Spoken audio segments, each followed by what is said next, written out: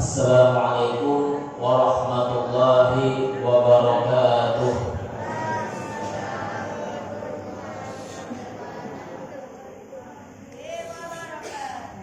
Assalamualaikum warahmatullahi wabarakatuh.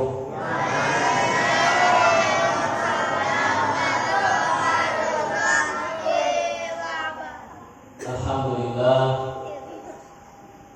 Alhamdulillahilladzi syarrafa al-anama bi sahibil maqamil a'la wa kamala as-su'uda bi akrami mauludin. Wassalatu wassalamu ala rasulillahi Muhammadin Mustafa wa ala alihi ahli sidqi wa tuqa. Subhanaka la ilma lana illa ma 'allamtana innaka antal alimul hakim. Wa tub 'alaina innaka antat tawwabur rahim. Rabbi shrah li sadri wa yassir li amri wahlul 'uqdatam min lisani yafqahu qawli. Amma ba'd. Bapak-bapak, ibu-ibu, hadirin wal hadirat, pertama-tama saya meminta maaf karena posisi duduk saya ini lebih tinggi daripada bapak-bapak, ibu-ibu.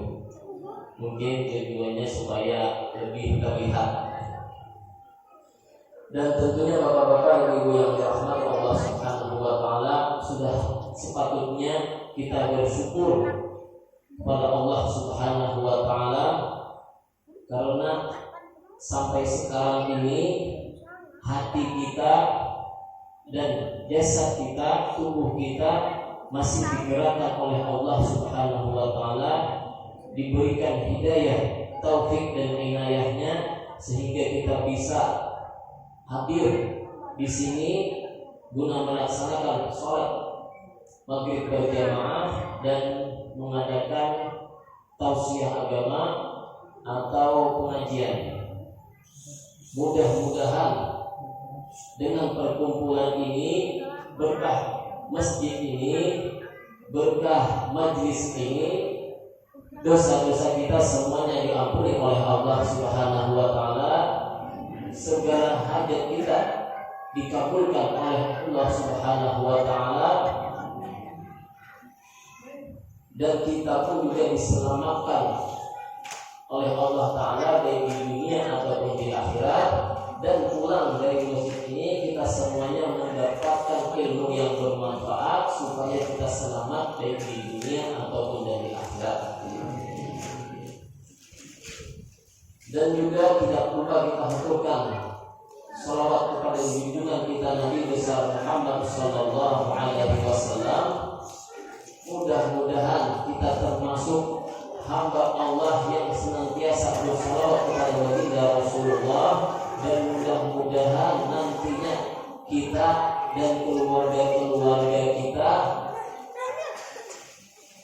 berkumpul di surganya Allah, berkumpul bersama Rasulullah sallallahu alaihi wasallam. Amin ya rabbal alamin. Pada suatu hari Rasulullah sallallahu alaihi wasallam dakhala al-masjid, memasuki Masjid Nabawi, masjid beliau di kota Madinah. Kemudian setelah masuk, fara'at majlisaini, beliau melihat ada dua majlis yang diisi oleh para sahabat-sahabat beliau. Ahadul majlisaini yad'una Allah wa yarghubuna ilaihi. Salah satu masjid itu ada yang berzikir, menyebut nama Allah, menyebut asma Allah, berdoa kepada Allah dan mengharapkan segala hajat-hajat mereka dikabulkan oleh Allah.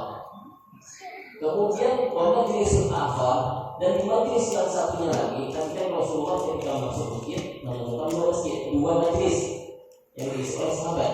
Yang pertama tadi diisi dengan majlis zikir, berdoa kepada Allah dan mengharapkan supaya hajat-hajat mereka dikabulkan. Kemudian majlis akhar, majlis yang satunya yaitu yata'allamuna al-fiqh wa yu'allimun. belajar syariat Islam, belajar ilmu fikih dan yang lainnya mengajarkan. Summa qila, kemudian Rasulullah itu bersabda, al-majlisaini 'alal khair. Dua majlis itu semuanya baik. Majlis zikir ataupun majlis yang mengadakan pengajian, itu belajar ilmu fikih, mengetahui mana yang halal, mana yang haram, bagaimana cara salat, bagaimana cara wudu, bagaimana cara melaksanakan puasa, bagaimana cara melaksanakan ibadah haji. Bisa. Keduanya kata Rasulullah itu dalam keadaan baik. Walakin ahaduhuma afdal min al-akhar, kata beliau. Kata Rasulullah, salah satu majlis itu ada yang lebih utama dibandingkan majlis yang lain. Majlis ini, kata Rasulullah, yad'una Allah wa yarghubuna ilaihi, yang berdoa kepada Allah, yang berzikir, kemudian berdoa, kemudian mengharapkan hajat-hajatnya dikabulkan. Insya'a a'tahu, apabila Allah berkehendak untuk mengabulkannya, maka Allah kabulkan. Wa insya'a man'ahu, dan apabila Allah berkehendak untuk menahannya atau mengganti dengan sesuatu yang lain, maka Allah ganti. Dan majlis yang satunya tadi, kata Rasulullah, yang yata'allamuna al-fiqh wa yu'allimun, yang belajar ilmu fikih, belajar syariat Islam, belajar mana yang halal, mana yang haram. Kemudian kata Rasulullah, wa innama bu'istu mu'alliman. Sesungguhnya, kata Rasulullah, aku diutus sebagai seorang guru. Fahaulai afdal. Maka majlis pengajian tadi yang mempelajari ilmu fikih, belajar syariat Islam itu lebih utama daripada majlis zikir. Nah, yang kita sungguh adalah ulama-ulama kita mengajarkan kita supaya tidak ketinggalan dari dua keutamaan tadi. Maka diisilah sebelum pengajian atau belajar ilmu agama, diisi dahulu dengan zikir. Mungkin bisa kita tadi kita zikir bersama, atau mungkin sudah ada zikir yang lain seperti ratib haddad atau ratib nafas atau zikir-zikir yang lain. Nah, sehingga setelah itu hati kita terisi dan otak juga kita terisi dengan asma-asma Allah dan terisi dengan ilmu agama. Kemudian Rasulullah juga menasihati sahabatnya dan untuk kita semua, idza marartum bi riyadil jannah, apabila kalian, kata Rasulullah kepada sahabat, melewati taman-taman surga, farta'u, maka ambillah sepuas-puasnya. Nah, sahabat ini bingung. Apa itu maksudnya riyadul jannah, taman-taman surga ini? Sedangkan kita ini masih di dunia. Kemudian sahabat tadi bertanya, Riyadul jannah, apa itu taman-taman surga? Kemudian Rasulullah menjawab, hilaful dzikri, yaitu majlis-majlis zikir. Ulama menafsirkan maksudnya hilaful dzikri ini adalah majlis yang mengajarkan mana yang halal, mana yang haram, mana yang hak, mana yang batil, bagaimana cara kita beribadah, bagaimana kita berwudu, bagaimana kita melaksanakan sholat, ataupun yang lain. Kemudian Rasulullah SAW juga bersabda, alaikum bimujalasatil ulama wastima'i kalamil ulama. Kalian kalau bisa, kata Rasulullah, datangilah ulama, duduklah bersama mereka, wastima'i kalamil ulama, dan dengarkanlah nasihat-nasihat mereka. Wa inna Allah ta'ala yuhyi al-qalba al-mayyit, karena sesungguhnya Allah Subhanahu wa ta'ala menghidupkan hati yang mati binuril hikmah, dengan cahaya hikmah, yaitu cahaya ilmu. Kama yuhyil arda al-mayyitah bima'il maghar, seperti Allah Subhanahu wa ta'ala menghidupkan tanah yang tandus dengan air hujan. Nah, dari hadis Rasulullah tadi, kita sangat dianjurkan untuk hadir di majlis atau mendatangi ulama guna untuk mendengarkan nasihat-nasihat mereka. Yang kembali yang biasanya terjadi kita sekarang ini, orang datang kepada ulama bukan mendengarkan nasihat sebagiannya, tapi tujuannya mendebat. Jadi datang assalamualaikum, datang ke rumah, pas datang ke rumah assalamualaikum, begini Ustaz, ini menurut saya ini. Nah, itu berarti kembali seharusnya kita mendengarkan nasihat mereka, malah kita yang berbicara. Maka dari itu hati kita sulit untuk hidup, artinya keras hati kita. Jadi kalau ustadz ini atau ulama atau orang alim ini karena sudah didebat duluan sebelum berbicara, kebanyakan mereka diam aja. Kalau sudah tidak bisa diajak bicara lagi. Jadi anjuran Rasulullah kepada kita semua untuk mendatangi ulama, mendengarkan nasihat mereka, supaya hati kita ini lembut, supaya bertambah ilmu kita. Ini sebagai pembukaan sebelum menyampaikan ilmu yang atau pengajian kitab yang akan kita baca pada malam ini. Yang mana yang akan saya baca yaitu kitab Hidayatul Hidayah yang dikarang oleh Imam Al-Ghazali, yang mana nama beliau Al-Imam Al-Alim Al-Allamah. Imam beliau itu digelar imam atau panutan atau dijadikan rujukan. Imam sholat berarti semuanya mengikuti imam. Imam dari segi ilmu berarti semuanya merujuk kepada imam tadi. Al-alim atau orang yang berilmu, al-allamah orang yang lebih berilmu lagi. Jadi ada alim, ada allamah.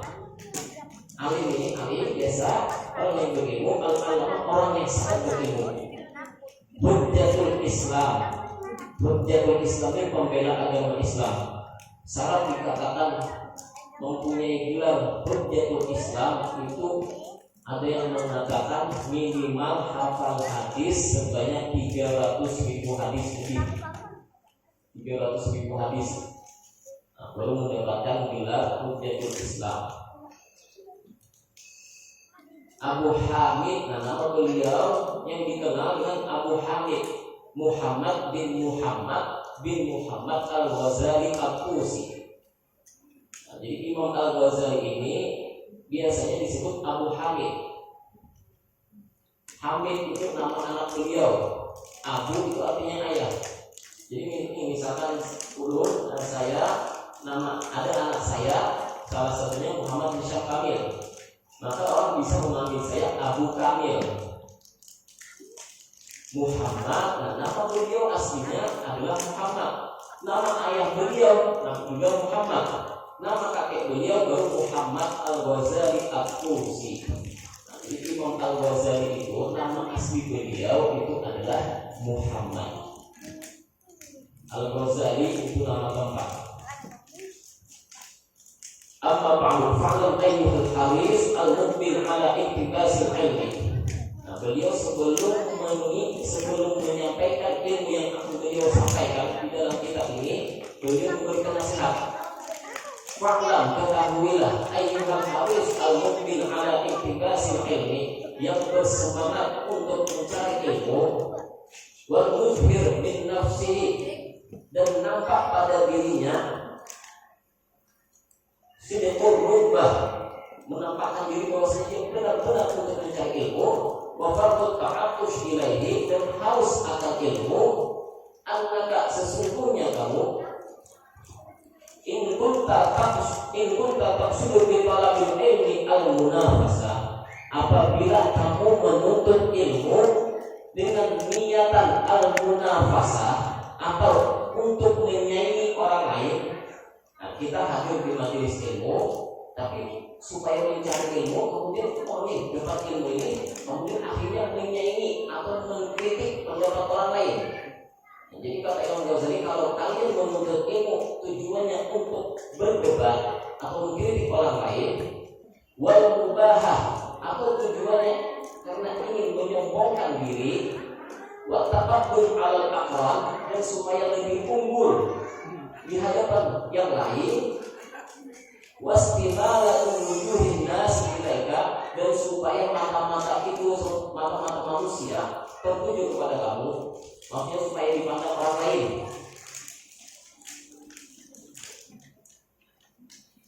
Wajah muhibamid dunia atau tujuannya ingin mengumpulkan perhiasan dunia, kenikmatan dunia, fa anta sa'in fi hadmi dinika. Maka kalau kamu berniat demikian, kamu sesungguhnya menghancurkan agama kamu. Wa ihlaki nafsika dan menghancurkan diri kamu. Wa bai'i akhiratika bidunyaka dan menjual akhirat kamu dengan dunia kamu. Fasafaqatka khasirah, maka kamu rugi. Nah, jadi kalau kita menuntut ilmu, belajar ilmu agama kemana saja, kemudian tujuannya adalah supaya bisa tinggal merasa beda pendapat mungkin.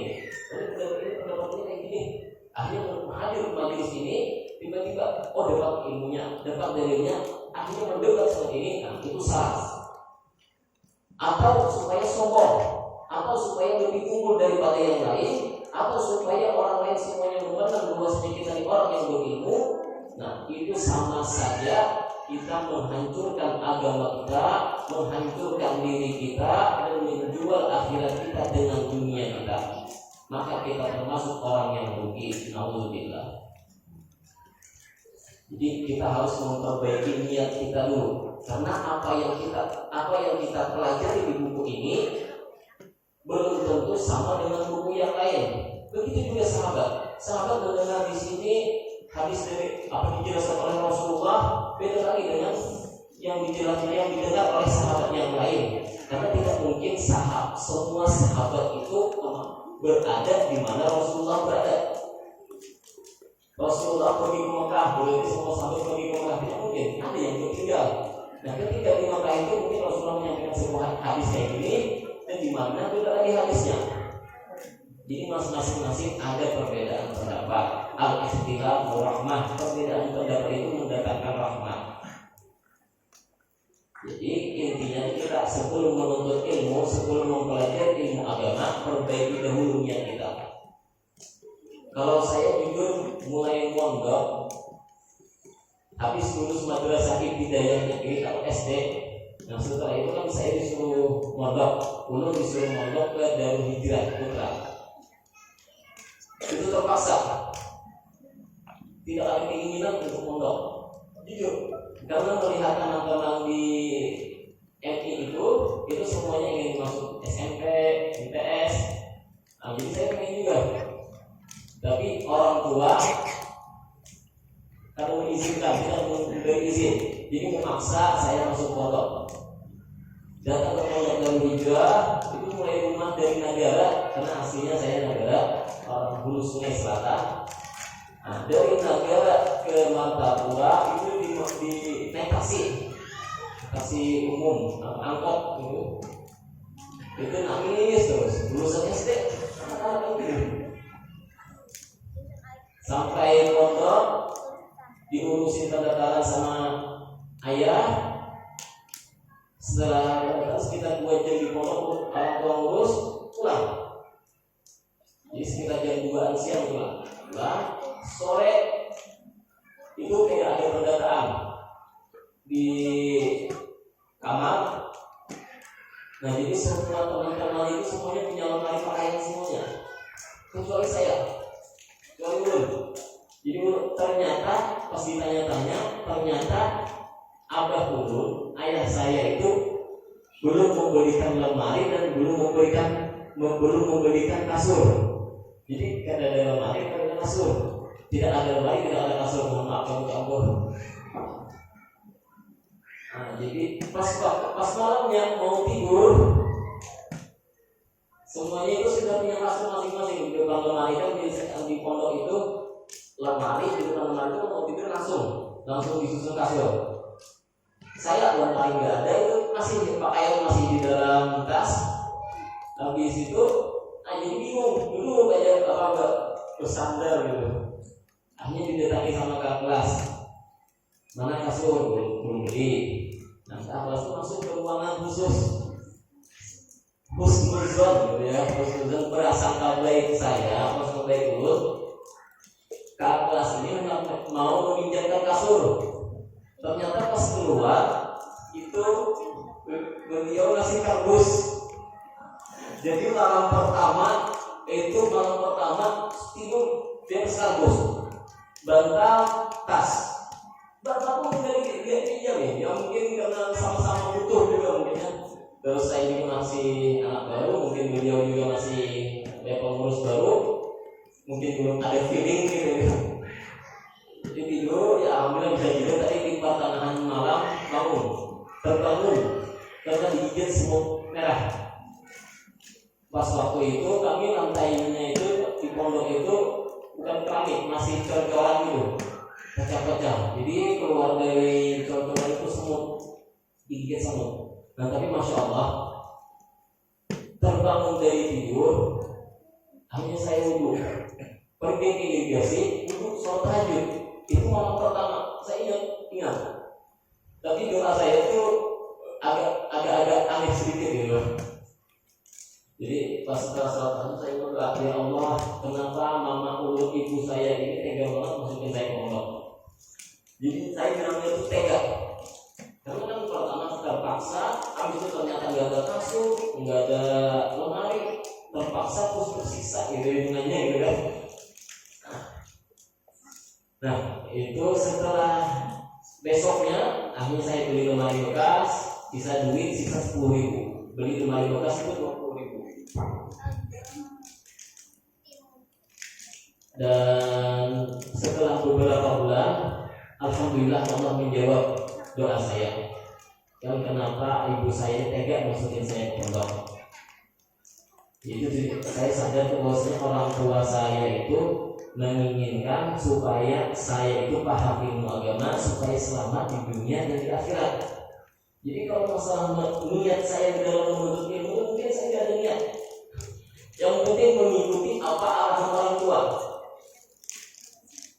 Mulai betah di Darul Hijrah, dan masya Allah ketika MI itu ranking saya itu sekitar 26, urutan 26, hampir terakhir. Dan ketika di Darul Hijrah, alhamdulillah ranking 1 sama ranking 3. Jadi juara 1 gitu. Ikut lomba pidato bahasa Inggris juga menang. Ya karena mungkin ada berkat doa orang tua. Dan akhirnya ketika sudah betah di Darul Hijrah disuruh pindah lagi ke Ibu Masuk Kandangan untuk menemani adik katanya.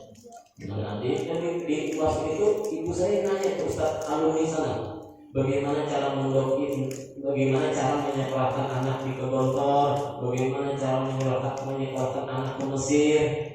Itu saya ini malu gitu, sebenarnya malu ke Ustaz, orang-orang ibu saya pede banget gitu. Tapi karena berkat keinginan orang tua, saya juga mengikuti apa kata orang tua, belum ada niatan. Alhamdulillah ketika lulus MTS di Sanawiyah di Ibnu Mahfud, tiba-tiba ada gerakan untuk ingin kuliah di Gontor, pondok di Gontor. Dan alhamdulillah setelah 2 tahun di Gontor, itu alhamdulillah saya dapat beasiswa setengah. Jadi 2 tahun biaya pun, 2 tahun lagi dapat beasiswa dari Gontor. Dan ketika mengambil di Gontor ada pengumuman ujian penerimaan beasiswa kuliah ke Mesir. Ikut lagi karena orang tua pengen saya kuliah di Mesir. Jadi pas sampai ikut tes itu ke Jakarta tesnya. Nah di Jakarta itu yang ikut ujian itu sekitar 1000-an lebih karena saya Indonesia.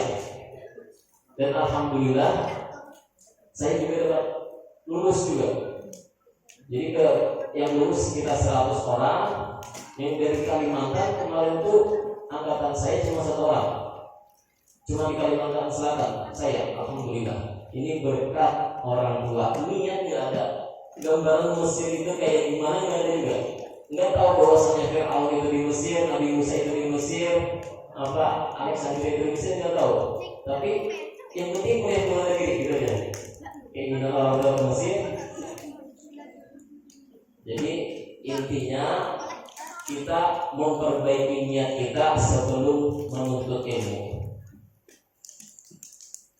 Kemudian dilanjutkan kata Imam Al-Ghazali, wa mu'allimuka mu'inun laka ala isyanika, dan guru kamu yang mengajarkan kamu ilmu suatu ilmu yang mana tujuan belajar itu supaya menyaingi orang lain, supaya berdebat kepada orang lain, supaya lebih unggul, supaya cepat kaya atau mengumpulkan perhiasan dunia.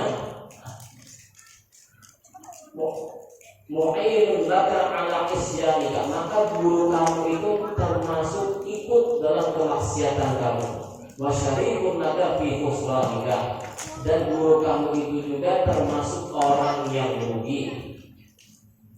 Kama qala Rasulullah sallallahu alaihi wasallam, man a'ana ala ma'siyatin walau bi syatri kalimah kana syarikan lahu fiha. Barang siapa yang membantu orang untuk berbuat maksiat, walau bisyatri kalimah, walaupun dari setengah kata aja, tuh mungkin kayak gitu.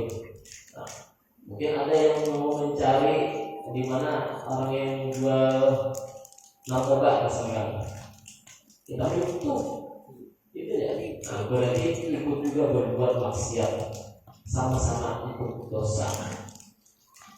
Wa in kanat niyyatuka wa qasduka bainaka wa bainallahi ta'ala min talabil ilmi al-hidayah, dan apabila niat kamu, tujuan kamu antara kamu dengan Allah dalam menuntut ilmu itu adalah al-hidayah, petunjuk. Maksudnya petunjuk di sini adalah tafsir, antara lebih tafsirihi, yaitu niatnya supaya mendapatkan ilmu, izalatul jahli, untuk menghilangkan kebodohan, amnak sikap pada diri kita.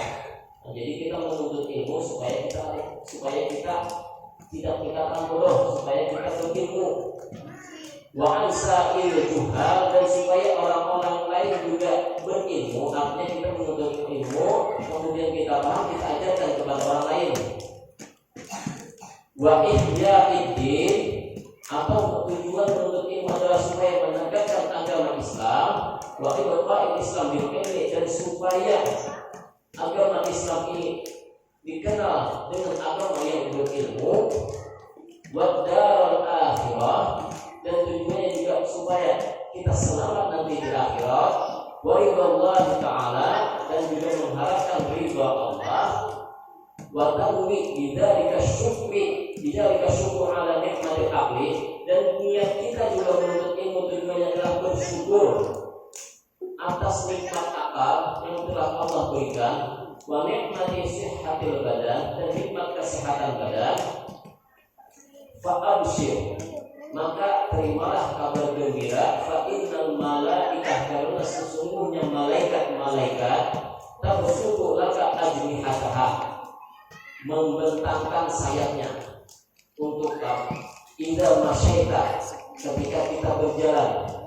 Jadi ketika kalau kita menuntut ilmu, hadir ke majlis, tujuannya supaya menghilangkan kebodohan pada diri kita, supaya kita beribadah itu benar, supaya orang lain juga benar, supaya menegakkan agama Islam atau mengharapkan ridha Allah, maka malaikat itu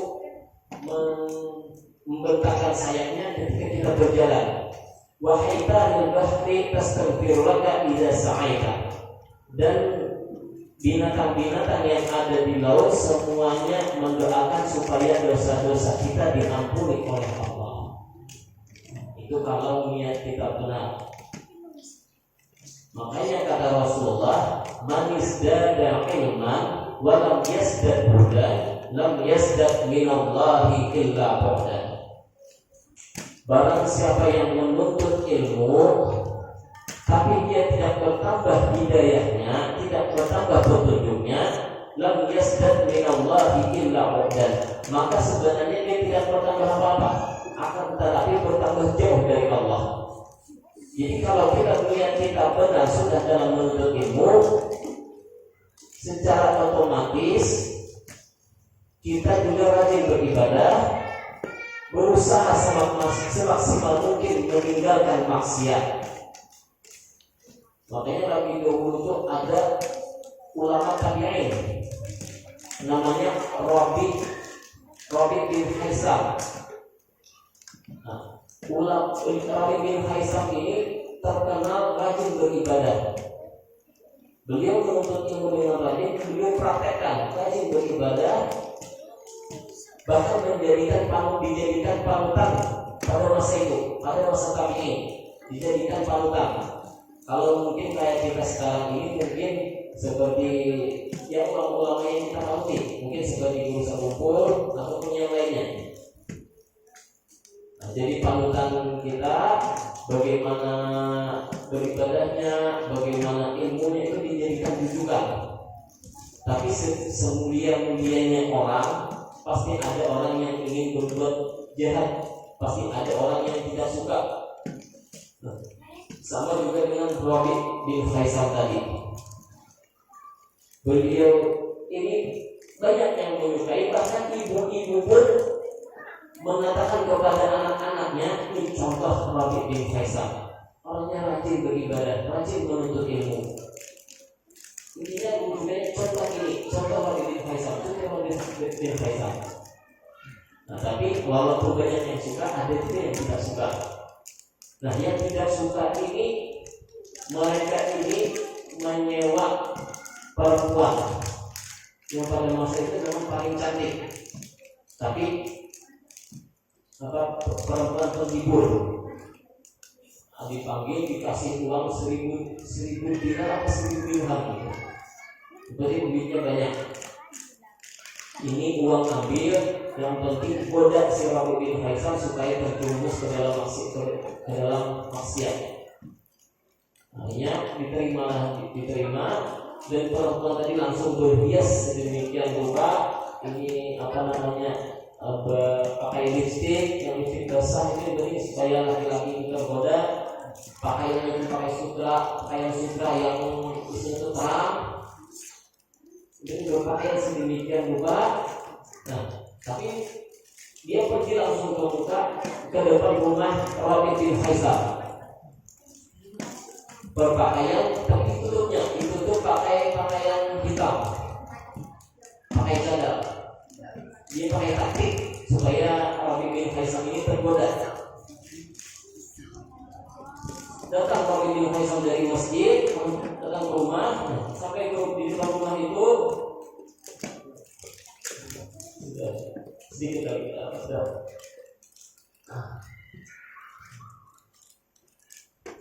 ya mungkin cukup sampai sini dulu gitu ya.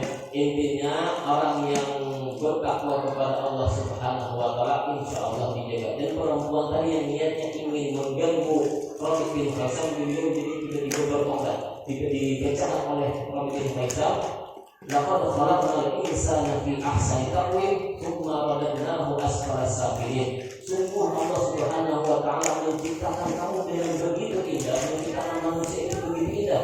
Maukah kamu nanti dijerumuskan lagi ke tempat yang paling rendah, dimasukkan ke dalam api neraka? Kata Rabi bin Haisam.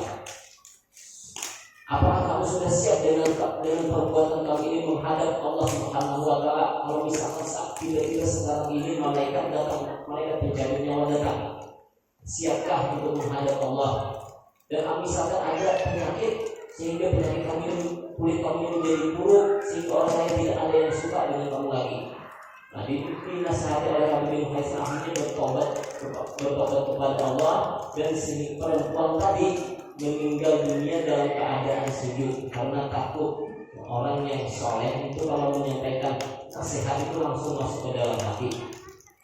Nah, jadi cukup sampai sini dulu. Mudah-mudahan apa yang saya sampaikan ini sebagai pembukaan, apa yang saya sampaikan ini bermanfaat untuk kita semua, dan mudah-mudahan menambahkan ketakwaan kita kepada Allah Subhanahu wa taala, dan mudah-mudahan kita mendapatkan ilmu yang bermanfaat, mendapatkan ampunan dari Allah Subhanahu wa taala. Ala hadirin wasallam syukur lillahi wa Fatihah.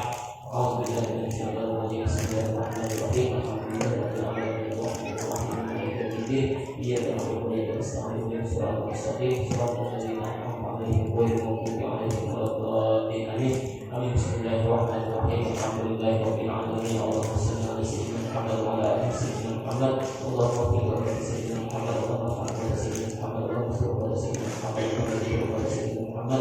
Allahumma inni nas'aluka 'ilman fil 'amal wa shifaan wa shifaan min kulli sabab. Allahumma fa'alna bima 'allamtana wa 'allimna ma yanfa'una wa zidna 'ilman fil dunya wal akhirah. Allahumma la tu'alna fi maqamin hadha illa ghaffarta wa la hawla illa bika wa la ilaha illa anta wa la ha'ila min hawaijina wal akhirah innaka wa yassirna bi rahmatika ya arhamar rahimin. Rabbana atina fid dunya hasanah wa fil akhirati hasanah wa qina adzabannar. Subhana rabbika rabbil izzati amma yasifun wa salamun